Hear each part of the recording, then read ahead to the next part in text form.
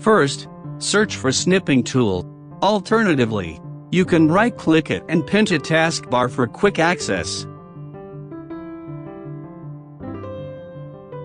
On the Snipping tool app, click Mode, and select any mode you like. We usually just use the rectangular snip. Click New to begin cropping your screen. After taking a screenshot, you can edit it in the next screen. When you've done editing it, go to File Save As, to save the screenshot to wherever you like. And let's check out second method. Tap the Print Screen button on your keyboard. The screenshot is now stored in your clipboard and you need to paste it into a graphics editor such as Windows Paint. Now, type Paint into the search bar. Next you have to paste it. When you've done editing it, go to File Save As, to save the screenshot to wherever you like.